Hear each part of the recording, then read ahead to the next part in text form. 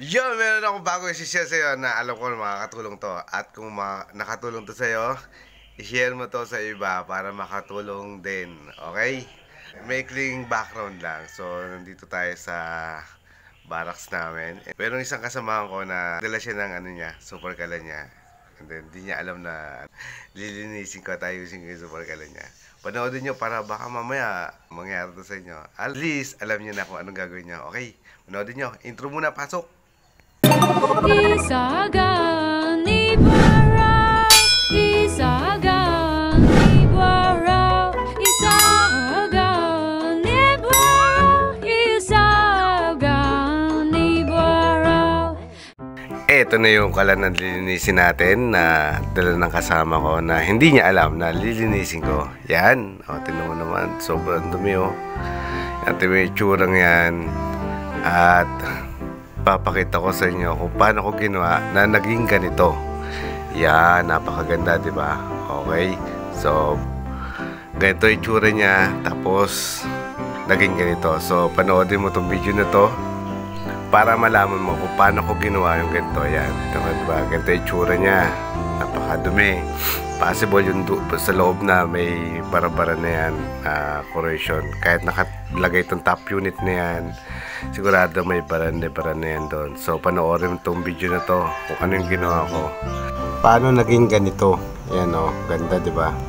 So, yan. Dahil wala akong screw, ito na lang ang gamit ko itong kitchen yan. Yan, yung may mga tulnya yan. Tagalin lang natin itong tulnya dito. Then, pagkatapos nan, dali lang na matanggal yan. Kung may mapatanggal kayo mga screwdriver, Phillips screw, pwede na yan. So, pagka natanggal natin, so, tabi lang natin yung tornilyo na yun. And then, nakukuha naman niya sa tiyaga. Pagka natyaga mo na, ayun. Diba, kinakamay ko na lang pagkatapos kung mapihit. Yan. Kamay ko na lang siya. And then, pagkatapos, yan. Tingnan natin to. Ayan. Tingnan mo. Ayan. Ayan o, liwanagan na ang dumi, di ba? O, ito mo, kung gaano kadumi yan. Sobrang dumi. O, grabe ang dumi.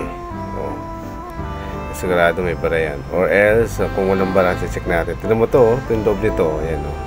Yan o, linis yan. Sobrang dumi. So, ibig sabihin na, na-stack to na matagal. Or, hindi to nalinisan talaga. So, ganito lang gagawin natin, ha. Ito yan o. Meron akong sabon, tapos brush na may tubig. Yan, babrushin lang natin yan. Yan, mabrush lang natin yan. Mabilis ang brush lang. And then, yan o.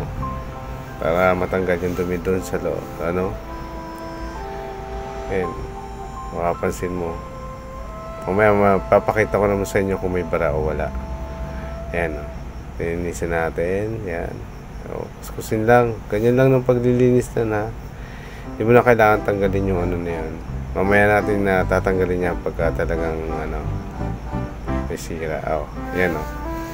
So, para malaman natin kung may sira yan. Mamaya papakita ko sa inyo. So, yan. Ito na yan. Ito namang isang to. Yan o. So, ang gawin lang natin dito. Ito. Ano yan? Tawag dyan. Asbestos. Tatanggalin natin yan. Pagka natanggal na natin yan, linisan natin to. Yan. Basa-basahin lang natin. Ito, kinutsilyo ko na kasi wala akong steel wool. Wala akong steel wool na gamit dito kaya kutsilyo. Kinut ko na ng kutsilyo. Pero pwede din naman ng steel wool or scotch brite. Pero mas maganda steel wool. Yan. Or kutsilyo. Ayan, para makut-kut talaga yan. Yung mga namuuna yan. Ayan. So, kukut-kutin lang talaga yan. Tsaka-tsagain mo lang yan talaga na malinis. Diba? Ayan o. Oh, dumi. Grabe. So, babasahin mo siya. Pag nabasahan mo na, saka mo siya kukut ko rin. Ayan o. Kinukut ko siya ng kutsilyo. And then, matapos, aandawan natin yan. Ayan. Make sure na kutkut mo na lahat para pag-andaw mo isang ano na. Ayan o. Ayan lang pinang-ano ko. Ayan o. Diba? Tapos, binabrush ko na. Kasi, alam ko, madali na matanggal na kasi nababad na sa tubig. Ayan, ayan, gaganyanin mo lang, oh. Yun, brush lang talaga. Oh, ayan oh. Brush lang ginamit ko tapos kutsilyo, tapos yan. Okay, so dito dapat meron tayong ano dyan. So ito lang yung nagamit ko. Kasya naman siya eh. Pero kung meron kayong screwdriver o Phillips screw, yun ang pangkudkud mo dyan. Or stick na pwedeng pang ano. Tapos ito, napaka-importante niya. Yan oh. Diyan kasi may ano ng hangin. So yun oh. Dito maliit ang butas, dito malaki. So talagang gagamitin mo yan. Ito na yung itsura niya pag naanlaw na, diba? Ang linis, so, diba? Minor lang. So, itong top unit na to, check natin kung may singaw. So, ganito lang yan, ha. So, dapat malinis to, malinis yan. So, yan. Kapit natin to. Tapos, nakasara. Ito yan. Nakasara dapat yan. Hindi, pihit natin. So, may makakarinig siya ng konting singaw. Yan. Tapos, dito, papansin mo yan, lagay mo ng konting bula-bula or yung pinag-anohan mo ng ano. Tapos yun o. Ibig sabihin, wala siyang bara. Makikita mo dyan. Yan o, talagay ulit natin. Pakita ko sa inyo. Pagka lumobo yan ng konti, ayun.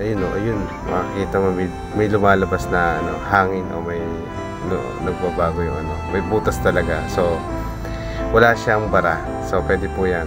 Pakita ko sa inyo na mas malinaw ha. Ayun. So, talaga. Di ba? Tumalsik yung tubig. So, wala siyang bara. Okay na okay siya. So, kapit na natin. Assemble na ulit natin yan.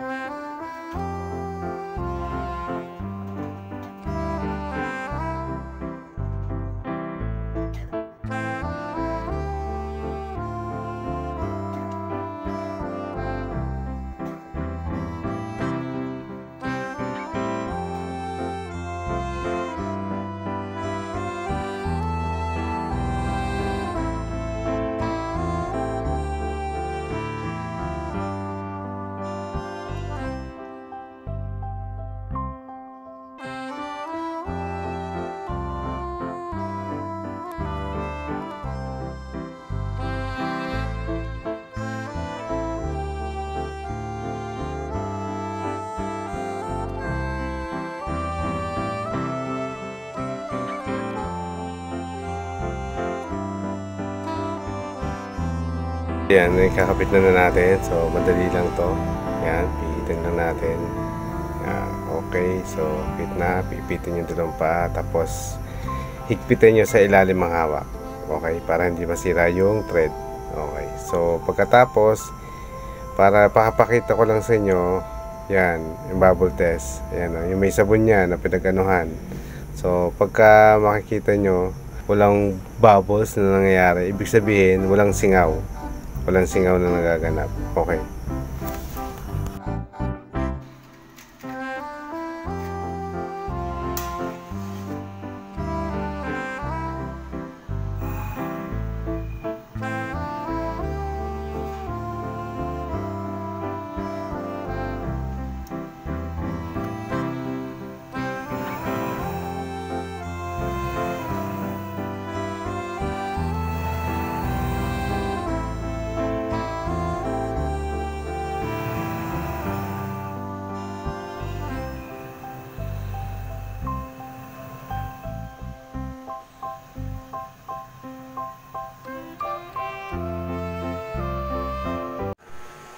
Ano masasabi mo dun sa kalan na ginawa ko sa'yo? Ha?